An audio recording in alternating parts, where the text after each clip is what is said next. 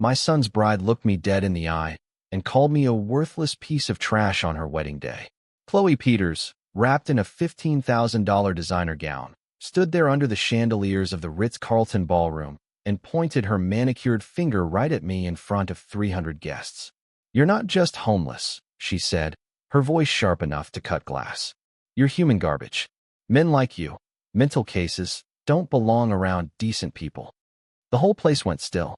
Forks froze halfway to mouths, and then came the whisper of phones being pulled out, screens lighting up as people started recording. My son Ethan just stood there, frozen in his tux, watching his bride tear me apart.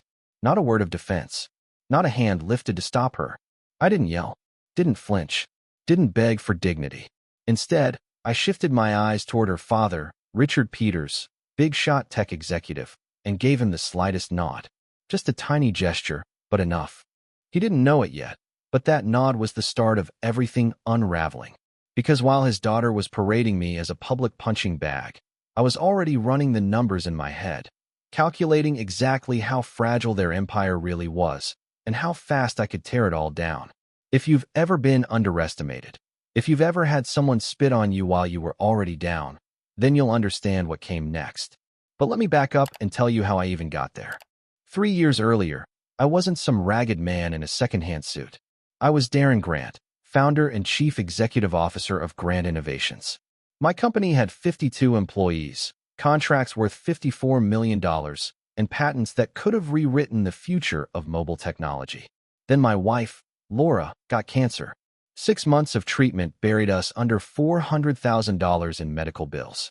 I sold the house, the cars, even my shares in the company. None of it was enough.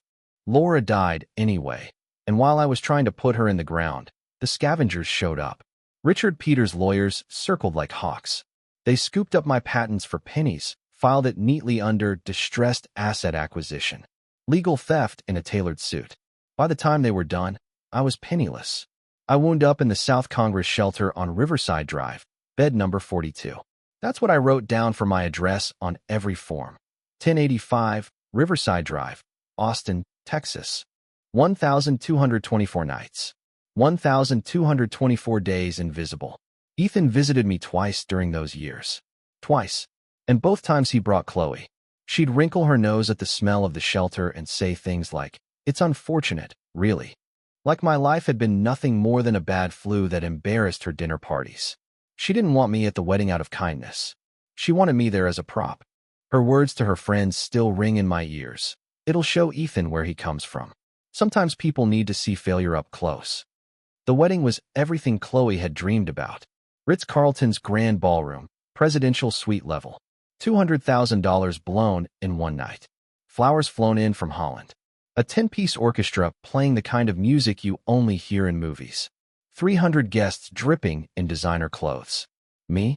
I wore a navy blue suit I'd found at the Salvation Army for $12. My shoes had holes, but I polished them until they almost shined. When Chloe made her entrance in that Oscar de la Renta gown, her father escorted her down the aisle like a king handing off his princess. Richard Peters looked so damn proud. The pastor even said she was joining a good family. I almost laughed out loud. At first, the reception rolled on smooth. I tucked myself away at a corner table, invisible, chewing on rubber chicken and sipping water. Ethan looked happy, glowing, and for a moment I thought maybe this would all pass without a scene. Then the maid of honor started her speech about overcoming obstacles and rising above hardship. She kept glancing at me while she spoke, and soon the guests were turning too.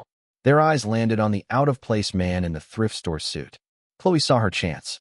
She strutted over, champagne glass in hand, voice raised so everyone could hear.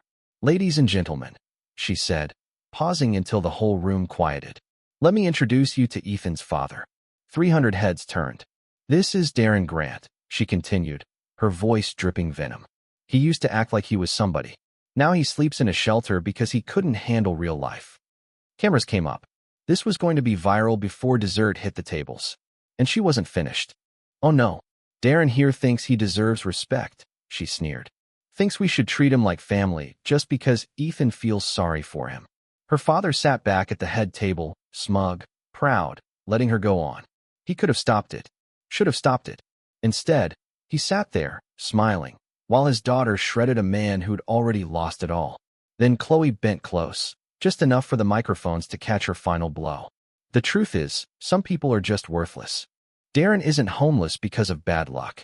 He's homeless because he's weak, because he's a failure, because he belongs exactly where he is. You're not just homeless, Darren. You're garbage. People like you don't deserve to breathe the same air as decent folks. The room laughed. Glittering dresses and polished suits, all smirking at the broken man in the corner. And I sat there, calm as ever, already planning how I was going to burn every last one of them down. Ethan said nothing. My own boy stood 10 feet away while his new wife tore his father down like it was a show. That was the moment I surprised everyone, even myself. I rose slowly, straightened the $12 jacket I had on, and fixed my eyes on Richard Peters. "Congratulations on your daughter's wedding, Richard," I said, low and steady. "You must be proud of the woman you raised."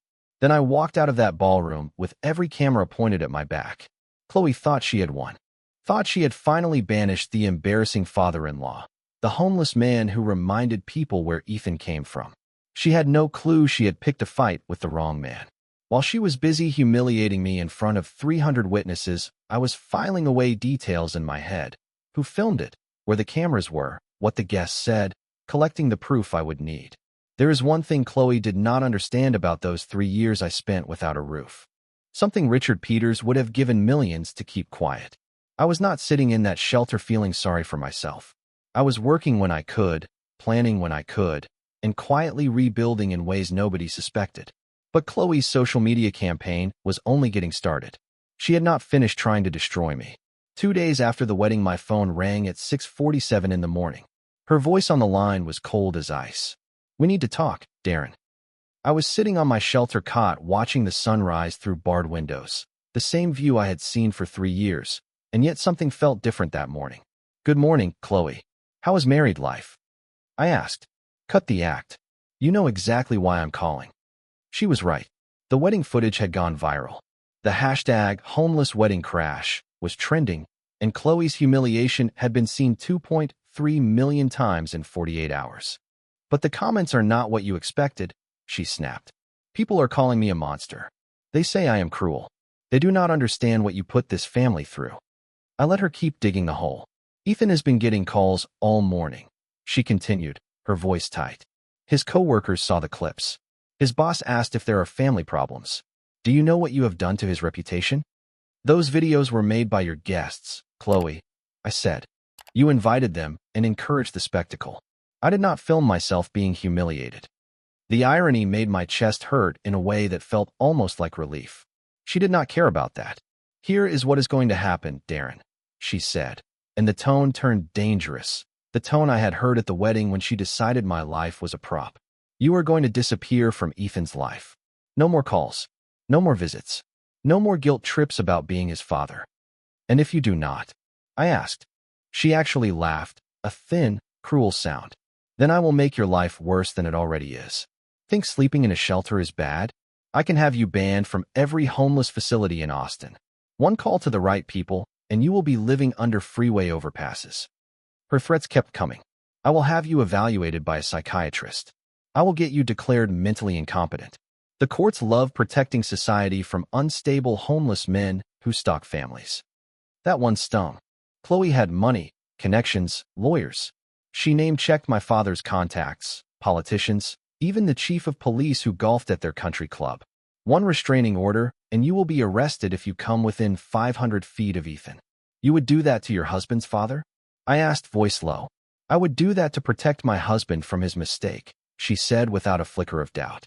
There it was, the plan to erase me from my son's life, to rewrite family history in a way that suited her. Then she shifted, smoothing the tone like she always did when she wanted to sound reasonable. "But I am not unreasonable," she said. "I will make you a deal." "How generous," I said. "Disappear quietly, and I will send you $1,000 a month in cash," she said. "Enough to get a room. Stay off the shelter rolls. It is blood money, Darren, but it is payment for agreeing to stop existing.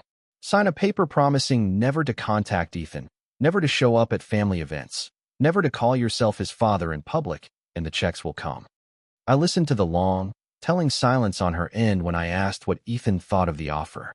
"You do not need to ask him," she said. "I am handling this." I could hear movement, the creak of a door closing, and then her voice again, softer but still steady. "Put him on the phone." "He is not available," she said, oddly precise. "It is early. He agrees with me. He is tired of being embarrassed by you." She had left the room, so her husband could not hear the whole thing. That part was carefully staged, but she had not accounted for everything, and I had not left the ballroom empty-handed. Chloe's voice came through the phone like a knife. "You have 24 hours to decide," she said. "Take the cash and disappear, or I will make sure you regret ever showing up at my wedding." I kept my tone even.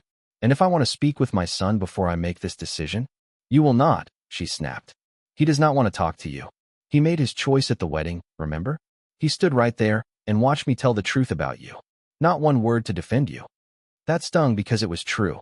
"Face reality, Darren," she said, her voice dripping with contempt. "Ethan has a new life now. A better life with people who matter. You are only a reminder of where he came from.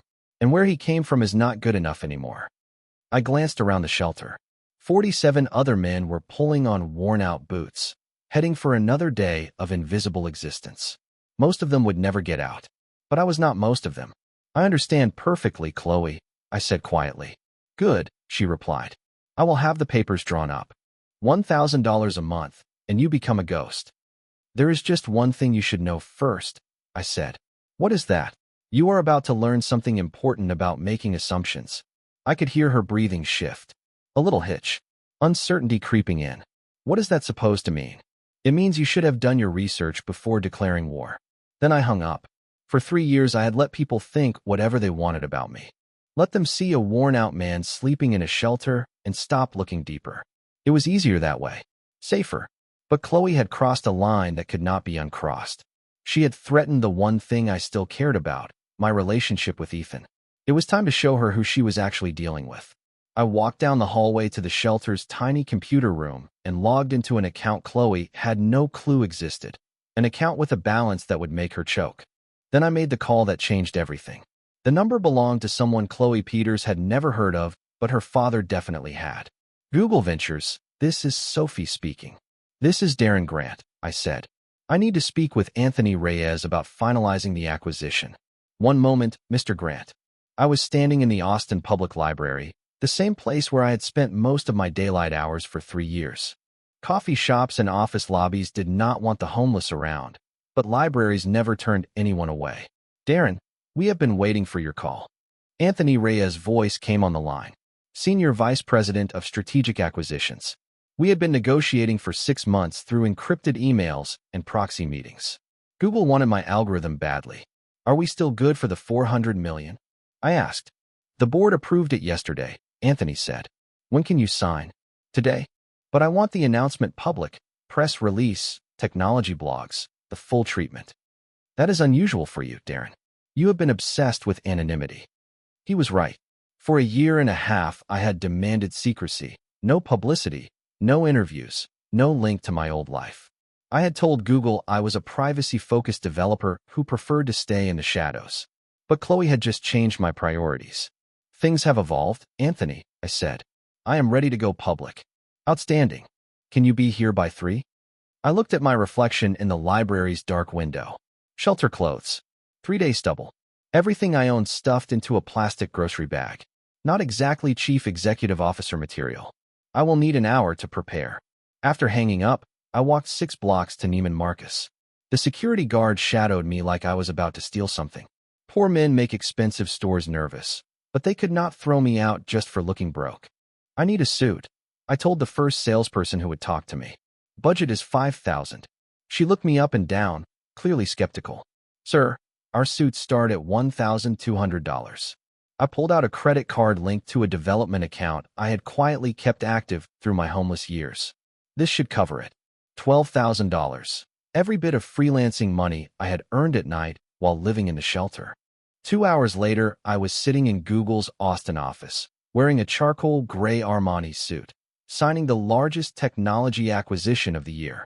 "The algorithm is revolutionary," Anthony was explaining to the media team. "Neural network optimization for mobile devices.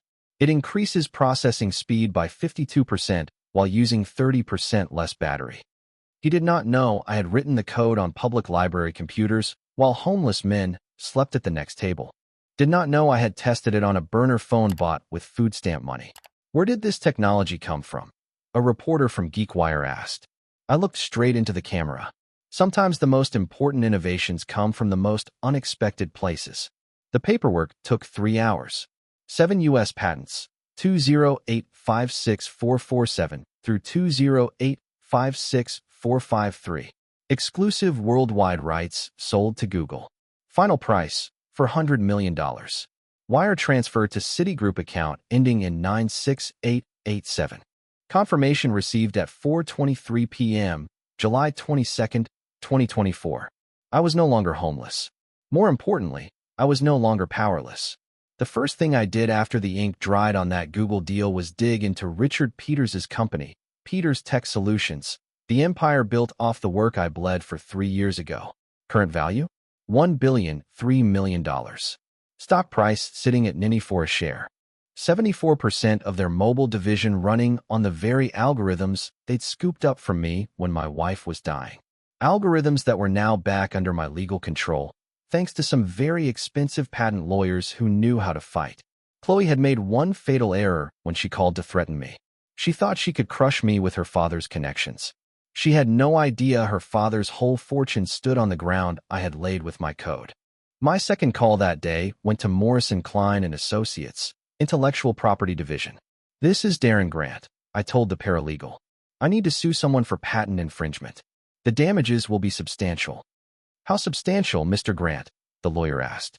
On the low end, $54 million in direct damages. Possibly double that once punitive awards are counted. And you have proof of infringement? I have the original source code, development logs, and 3 years of stolen profits. Plus, Google's acquisition validates the patent's value. We can file by tomorrow morning. Perfect, he said. And I want media coverage, I added. Full transparency. Let the world see exactly what Peters Tech built its fortune on. By 6 o'clock that evening, I was sitting in a fully furnished apartment I had just rented for $7,900 a month. Paperwork signed. Lawsuit filed. Richard Peters had no idea yet that the man his daughter called human garbage now held the hammer over his company. Chloe, meanwhile, still thought I was curled up in a cot at the homeless shelter, maybe counting the blood money she offered me. Ethan figured that was the biggest shock I had up my sleeve. He had no clue what was coming next. I called my son at 7:30 the next morning. Dad, how did you get this number? His voice was a mixture of surprise and unease. Chloe had made him change his number after the wedding, so I could not harass them with calls. Finding him was easy once you had $400 million and top-tier investigators. We need to meet today, I said. I can't. Chloe says. Chloe does not get a vote in this conversation. Peters Tech headquarters lobby. Noon. Dad, you can't just show up at my work. Security will not even let you in the building. They will let me in, I said. How could you possibly? Because I own 24% of the company your wife's father built. Silence. Long and confused. What are you talking about? Noon. Do not be late, Ethan. I hung up before he could press me. Let him spend the morning wondering if his homeless father had finally lost his mind. At 11:45, I strode into Peters Tech's 49-story glass tower wearing a $3,000 suit and carrying a leather briefcase. The security desk did not even blink. Darren Grant to see Ethan Grant. I told the receptionist. He is expecting me. Ethan arrived right at noon, nervous and pale. He barely recognized me. Dad, what? How did you new clothes? Same father, I said, gesturing toward the elevators. Let's talk somewhere private. We can use the conference room on 12, he murmured. As we rode up, Ethan kept glancing at my suit, my briefcase, my whole appearance of not being destitute anymore. Dad, I need to ask you something, and I need you to be completely honest. Go ahead. Are you having some kind of breakdown? Showing up here dressed like this, claiming you own part of the company. Chloe is worried you might be having delusions. The elevator doors opened on 12. Corner conference room, floor-to-ceiling windows. I had sat in rooms like this once before Chloe and Richard Peters stripped my life bare. Sit down, son. He sat across from me, still worried, still thinking his father had snapped. I opened the briefcase and slid a single sheet of paper across the table. Citigroup bank statement dated yesterday. Read the balance. Ethan glanced at the paper. His face went white. This says $399,600,000. Google bought my patents yesterday, I said evenly. $400 million for 7 algorithms I wrote while living in that homeless shelter. That's impossible. I pulled out a second document, Google's press release, already live on TechCrunch and Wired. Read the headline. He read aloud, his voice trembling.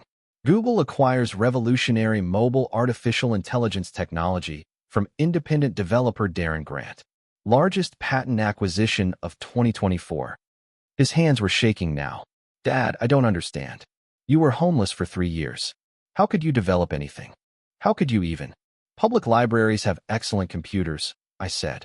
And when you have nothing else to do for 18 hours a day, you get very focused on solving problems. Ethan raised his eyes from the documents. Why didn't you tell me? Because I wasn't ready. And because I needed to see who you really were when you thought I had nothing. That landed hard. It was meant to.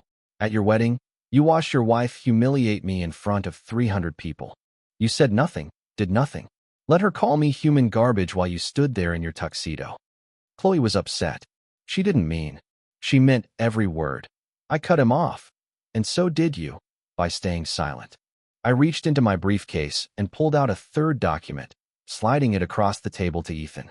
This, I said, is the patent infringement lawsuit filed this morning against Peters Tech Solutions. Your father-in-law built his empire on technology he stripped from me 3 years ago. I am seeking at least $54 million in damages, plus punitive awards. Ethan's face drained from pale to ash gray. You are suing Chloe's father?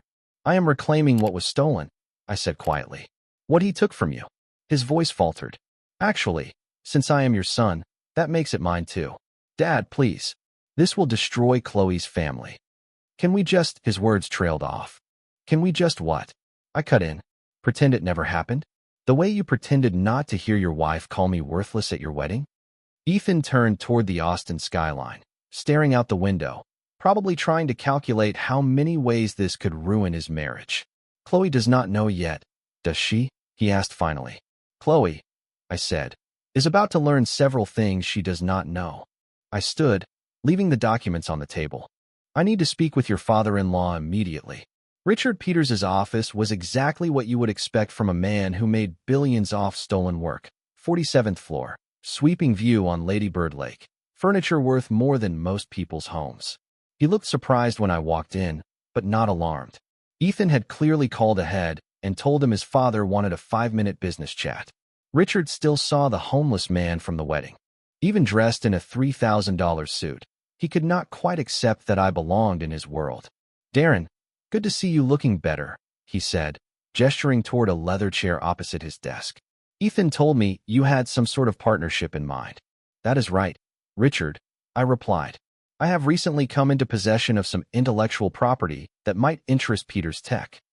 I opened my briefcase and set down a folder marked Confidential Neural Network Optimization.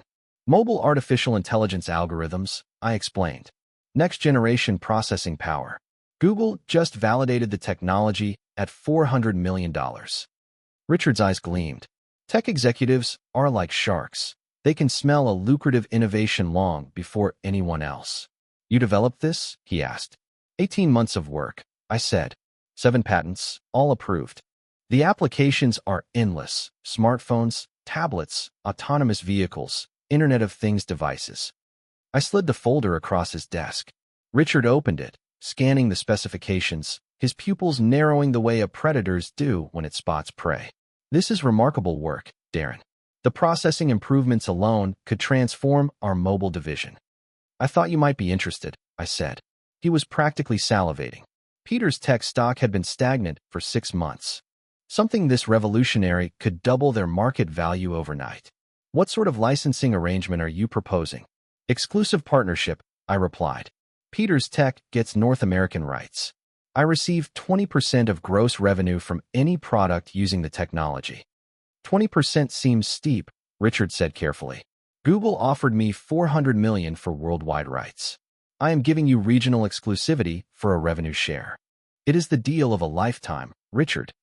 I could see the calculations running across his face. Billions in potential revenue. Minimal upfront cost. I would need our technical team to verify the algorithms, he said. Of course. Full due diligence. I would not expect anything less. Richard pressed his intercom. Sophie, get me Daniel Chu from Research and Development. Emergency meeting. Right away, Mr. Peters. While we waited, Richard leaned back in his chair, his eyes fixed on me with a different sort of interest now. I have to ask, Darren, where have you been working on this? Ethan mentioned you have had some challenges recently. It was the perfect opening. I developed everything at the Austin Public Library, I said. Main branch, third floor computer lab. Amazing what you can accomplish when you have unlimited time and no distractions. The public library? His brow furrowed. When you are homeless, Richard, libraries become your office. Quiet, climate-controlled, free internet. I spent 12 to 14 hours a day there for 18 months. His expression shifted, that little flicker of discomfort the wealthy get when they hear the word homeless. I did not realize you were, between situations, he muttered. Chloe made it clear at the wedding, I said. Human garbage, I believe she called me. He had the decency to look embarrassed. Chloe was emotional. Wedding stress. You know how it is. Of course, I said lightly. Daniel Chu arrived 5 minutes later. A Chinese-American with an MTI doctorate and the kind of brilliance you can see in someone's eyes. If anyone could spot what was really going on here, it would be him.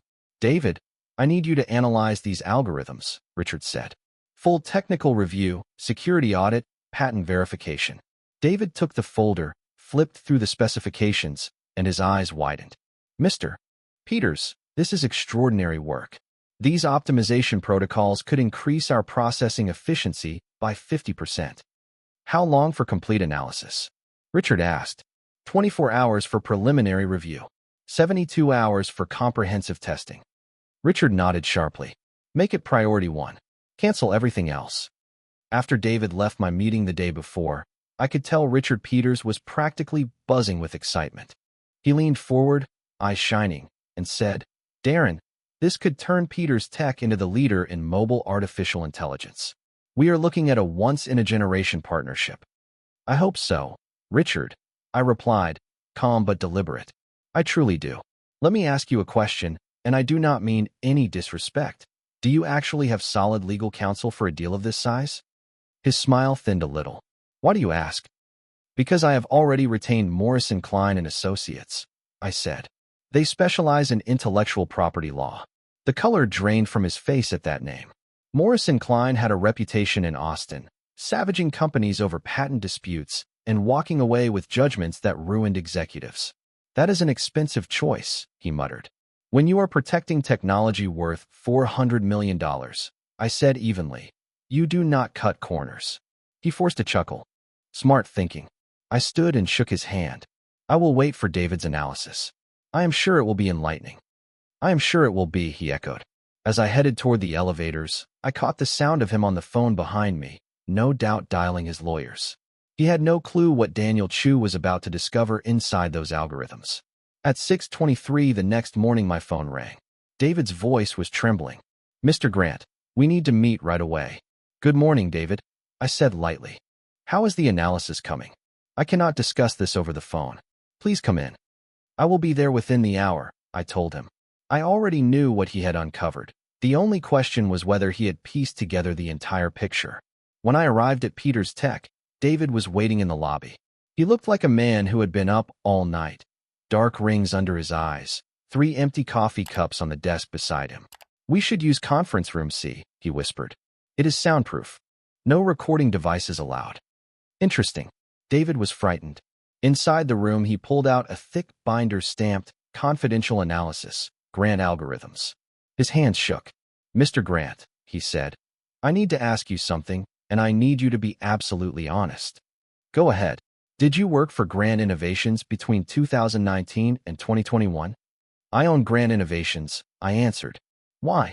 He opened the binder and spread out the pages.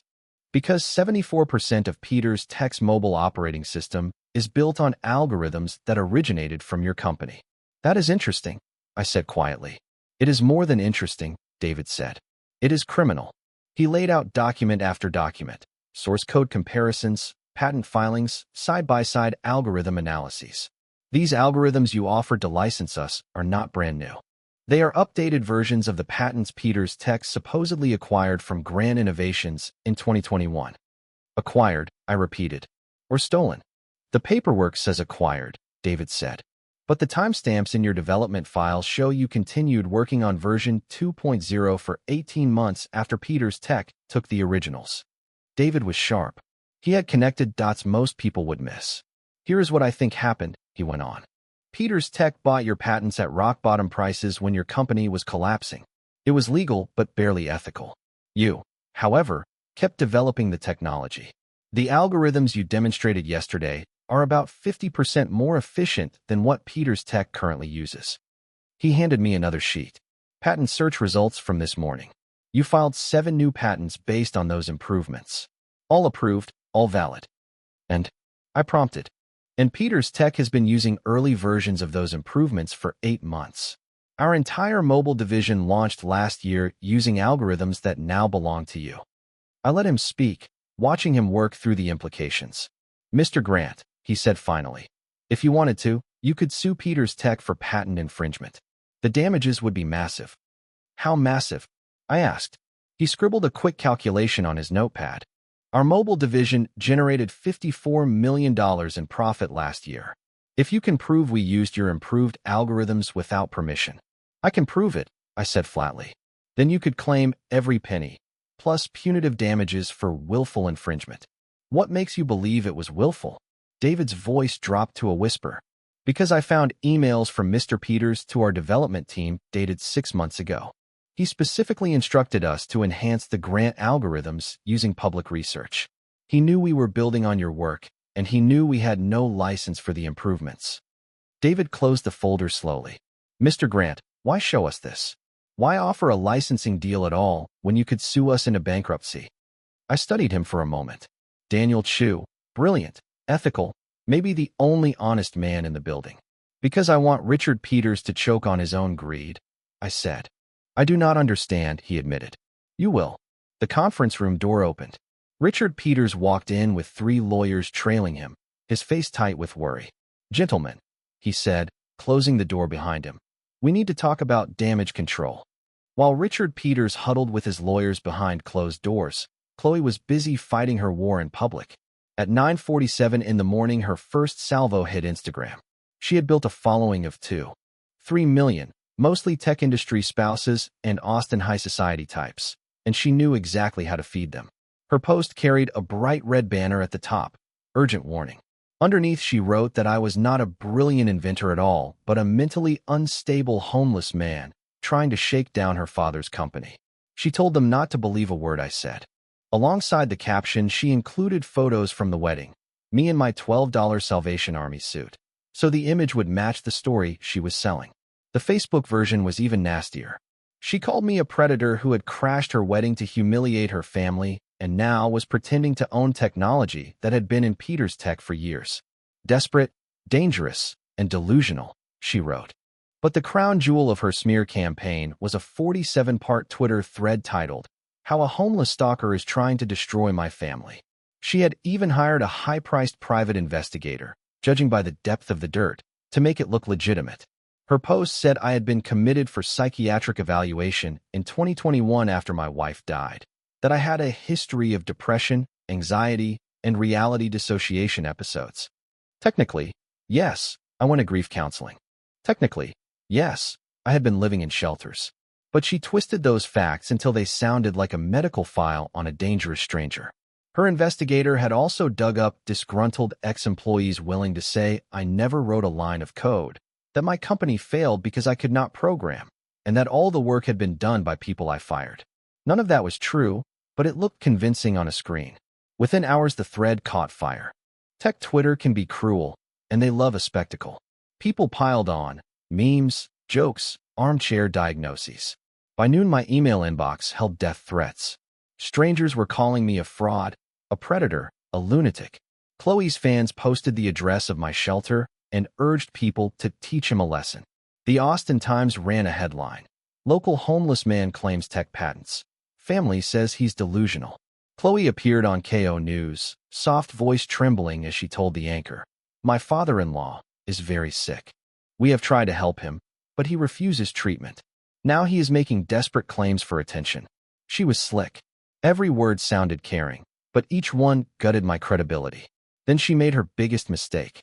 At 2:15 that afternoon, she posted a TikTok video called "Why We Cannot Let Mentally Ill People Exploit Successful Families." She sat in her $150,000 Mercedes, license plate reading Grace 1, explaining how people like Darren Grant prey on guilt and sympathy. In her telling, homeless men invent secret genius stories to trick wealthy families. It was pure manipulation, she said. By the time I saw it, the clip had 500,000 views. Chloe thought she was winning, smearing me so thoroughly that I would be ruined before I could strike back. She did not realize she had just recorded perfect evidence of malicious defamation. At 4:30 p.m. my lawyer called. "Darren, are you seeing this?" "Every word," I said. "This is textbook defamation," he replied. "She is publishing false statements to destroy your reputation, and you can show measurable financial harm." "How much harm?" I asked. "Google is already nervous," he said. "They are considering delaying the acquisition. That is $400 million at risk. Indirect damages on top of direct damages." "Perfect," I said softly. "Perfect. She is not just wrecking my credibility," I told him. "She is wrecking her entire family. Save everything. Screenshots, timestamps, view counts. Build the record." "Why?" "Because Chloe just signed her family's death warrant," I said. "Tomorrow the truth comes out, and every lie she has posted will be evidence." The Peters Tech Emergency Board meeting had been set for 2 o'clock in the afternoon on August 14, 2024. 12 directors, 3 attorneys, 2 patent experts, and, thanks to a leak, a reporter from TechCrunch.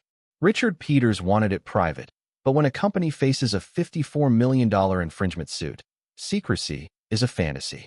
I arrived at 1:45 in a charcoal gray suit with a briefcase full of documents that could end Richard Peters' career. Chloe was already there. She had persuaded her father to let her attend, claiming she wanted to support him through a hard time. In reality, she sat in the back corner filming with her phone, planning yet another post about the delusional homeless man. She looked sure of herself, even smug. Her viral campaign had convinced half of Austin I was a mentally ill fraud. She thought the board would laugh me out of the room, and she would finally be rid of her embarrassing father-in-law for good. Richard Peters struck the table with his palm at exactly 2 o'clock. "Ladies and gentlemen," he began, "we are here to address the patent infringement claims being made by Mr. Darren Grant." He added a little smirk about my personal difficulties, which made Chloe beam in the corner. She had clearly prepped him for this. Then the hired gun stood up, Charles Morton, the kind of lawyer who makes $500 an hour tearing apart so-called patent trolls. His voice was calm, practiced, and dripping with arrogance. "Mr. Grant's claims have no merit," he announced. "This man is homeless, suffering from documented mental health issues, and is attempting to extort a respected technology company with fraudulent patents." Morton flashed printouts of Chloe's social media posts for the board to see. "As you can tell, this is a man who has been living in shelters for 3 years. He has no resources, no credible background in development, and certainly no explanation for how he could possibly create cutting-edge artificial intelligence algorithms." Heads around the table nodded. They thought they were hearing the truth, when really, they were listening to the perfect performance. He went on, "Furthermore, all disputed algorithms were developed in-house by our research and development team under the direction of Dr. Daniel Chu. We have documentation proving this." Chloe nearly glowed with satisfaction. Her smear campaign had set the stage beautifully. Richard looked over at me, still wearing that smug air of superiority. "Mr. Grant, do you have a response?" I rose slowly, not rushing, and pulled a single sheet from my briefcase. "Yes," I said. "I would like to introduce some evidence." I handed out copies to every board member.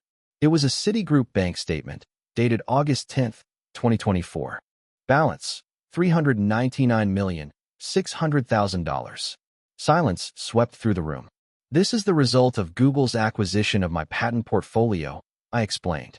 7 algorithms purchased for $400 million on July 22nd. I laid down the next piece. Google's official press release, already published in TechCrunch, Wired, and the Wall Street Journal. Victoria Hayes, one of the board members, read it aloud. Google acquires revolutionary artificial intelligence technology from independent developer Darren Grant for $400 million. Chloe's smile vanished. I pulled out the third document. Here are the registrations. U.S. Patents 208-56447 through 208-56453. Filed 18 months ago. Approved 6 months ago.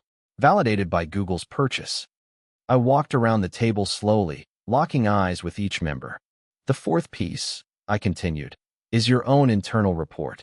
Source code analysis conducted by Dr. Daniel Chu. Everyone turned to Daniel. He gave a small, grim nod. His findings confirmed 74% of Peter's Tech's mobile operating system relied on my patented work. And here, I said, holding up another folder, is the timeline analysis. Your company has been using improved versions of my algorithms for 8 months without a license. Finally, I dropped the hammer. And these, I said, spreading out printouts, are emails from Richard Peters to his development team. Instructions to enhance the Grant algorithms with public research, even though he knew the rights were not his. Richard's skin turned the color of paper. How did you get internal emails? He croaked. Discovery in federal court. I answered simply. Your information technology staff was very cooperative. Chloe shot to her feet, her voice shrill. This is insane. He is a mentally ill homeless man. Look at him. I smiled. You are right, Chloe. Let's look at me. I pulled out my phone and hit play on the TikTok clip she had posted the day before. Her own voice rang through the boardroom. People like Darren Grant prey on guilt and sympathy. They create elaborate fantasies about being secret geniuses. It is manipulation, pure and simple. That video, I said, has already been viewed 1.2 million times. And it was posted while Google's $400 million acquisition was already public knowledge. Now tell me, Chloe, if I am a delusional homeless man with no technical skills, how did Google validate my work with the largest patent purchase of 2024? Her mouth opened, then snapped shut. She had no answer. I turned to Richard. Your daughter has spent the past 48 hours publicly defaming me, calling me a fraud, a con artist, all while knowing my patents were confirmed by a Google acquisition. This, Richard, is not just libel. It is malicious defamation. Richard Peters stared at her, horrified. Chloe, what have you done? The defamation case will be separate from the patent infringement suit, I said, my voice steady. Both will be filed in federal court before the day is done. Chloe had her phone pointed right at me, recording every second like she was planning the next viral takedown. I almost laughed. Go ahead, Chloe, I told her. Every clip you post just becomes more evidence for my attorneys. One of the board members, Matthew Lynn, cleared his throat. Mr. Grant, what exactly are you seeking in damages? I laid it out plainly. For patent infringement, $54 million in direct damages, plus punitive awards for deliberate theft. For defamation, another $20 million for the smear campaign against my character and interference with my business reputation. Minimum total, $74 million. If the jury decides Peters Tech's actions were willful and malicious, the number could easily double. Richard Peters's face drained of color. The man who had spent decades building his empire now sat staring at his daughter, as if seeing her for the first time. Then, without warning, he did something that froze the room. He stood and bent at the waist. Richard Peters, multi-billion-dollar tech mogul, bowed to me. 7 long seconds. Long enough for every phone in the room to capture the moment. Long enough to erase 40 years of power and pride in one act of humiliation. When he straightened, his voice cracked. Mr. Grant, on behalf of Peters Tech Solutions, I offer a formal apology for the unauthorized use of your technology. The boardroom was silent. 12 of Austin's most powerful people watched their titan collapse in real time. Richard swallowed hard and continued. And I apologize for the defamatory statements made by my daughter. Her words do not reflect the values of this company. Chloe, still gripping her phone, kept recording, though her hands trembled. Her mask of confidence was gone. She looked like someone watching her entire future turn to dust. Richard cleared his throat. We are prepared to negotiate a settlement that compensates you fairly. $74 million, I replied evenly. $54 for patent theft, $20 for the damage your daughter tried to do to my name. Victoria Hayes, another board member, spoke cautiously. Mr. Peters, does the company even have that much liquidity? Richard glanced at his chief financial officer. The man shook his head, grim and pale. We would need to liquidate major assets, Richard admitted. Possibly sell the mobile division entirely. Then sell it, Chloe snapped. She'd stopped filming now, but her voice was venom. You're going to hand over our company because some homeless loser lucked into a patent? He's nothing, Dad. He lived in a shelter. He's unstable. One fluke invention doesn't erase 3 years of being trash. I pulled out my phone and hit record.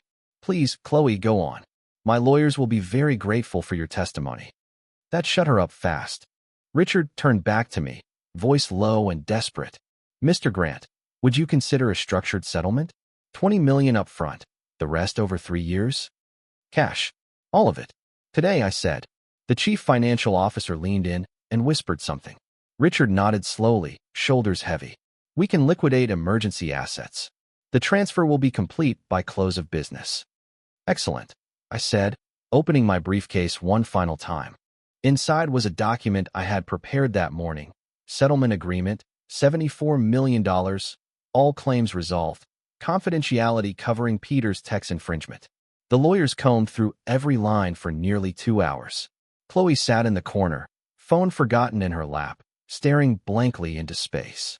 The same woman who once called me human garbage now watched as her family's empire signed itself over to the worthless man she had mocked. At exactly 4:47 p.m., Richard Peters signed. At 5:23 p.m., Citigroup confirmed the wire. My account balance blinked on screen. $473,600,000. As the boardroom emptied out and the heavy doors closed behind the last director, Richard Peters stayed behind. He walked over, his steps slow, his pride already broken. Darren, he said quietly, I need you to understand something. When I purchased those patents back in 2021, I honestly believed it was a fair deal. A business transaction, nothing more. I stared him straight in the eye. You handed me $12,000 for technology worth $400 million. Don't tell me you didn't know. You knew exactly what you were doing. His shoulders sagged. He gave the faintest nod. You're right. I suppose I did. There's one more thing, Richard, I said. He raised his eyes. What's that? Your son-in-law, Ethan. He's a good man. Better than what your daughter ever gave him credit for. He deserved more than the public circus Chloe put him through. Richard glanced toward the corner, where Chloe sat slumped, tears streaking her face. His reply came hollow, almost resigned. I'm afraid Ethan has already made his choice. But Richard was wrong. 3 weeks later, the divorce papers were filed. Officially, the grounds were listed as irreconcilable differences. But everyone knew the truth. Chloe's smear campaign had backfired so spectacularly that Ethan finally saw her for who she really was. A woman willing to destroy her husband's father simply for existing. Ethan moved into an apartment a few blocks from mine. We started meeting for dinner twice a week. Slowly, brick by brick, we began repairing what Chloe had tried so hard to break. I'm sorry, Dad, he said during our first real conversation in years. His voice cracked a little. At the wedding, I should have said something. I should have defended you. I shook my head. Son, you were in a no-win situation. That doesn't make it right, he replied. Chloe was cruel. I knew it, and I stayed silent. I wanted so badly to fit into her world that I forgot the world I came from. Don't ever be ashamed of your roots, Ethan. Where you came from is what shaped you. Don't let anyone tell you it's not enough. 6 months later, Peters Tech Solutions collapsed. The settlement had gutted their reserves, and once the stolen algorithms were stripped from their products, the mobile division imploded. Shareholders revolted. Richard Peters resigned in disgrace, and just like that, he vanished from Austin. Chloe? She disappeared too, at least from the internet. Her polished social media empire crumbled overnight. The very TikTok clips she once thought made her look powerful turned into viral memes, parodies that mocked her arrogance. Whenever someone online humiliated themselves through pride or cruelty, people called it having a Chloe Peters moment. And me? I bought a modest home in Queen and overlooking Lake Austin. Nothing extravagant, just a quiet house where a once homeless father could share meals with his son without being told he didn't belong. I founded the Laura Grant Foundation for Homeless Innovation in honor of my wife. $50 million went into funding programs that placed computers and training into shelters across the country. Every workstation bore the same words etched into the screen. Never underestimate the man who works while others sleep. Because that's what those years on the street taught me. While Chloe Peters posted pictures of designer dresses and orchestrated grand weddings, I sat in library computer labs, writing code that would alter the future. While Richard Peters built his empire on theft, I was quietly creating something no one could take from me. The world looked at me and saw a failure. What they didn't see was the man who was preparing to reclaim everything he had lost. Sometimes the biggest victories are forged in silence, long before the world notices. And sometimes justice takes 3 long years to arrive, but when it does, it is worth every second of the wait. I appreciate you hearing my story. If it meant something to you, hit like, subscribe, and let me know in the comments.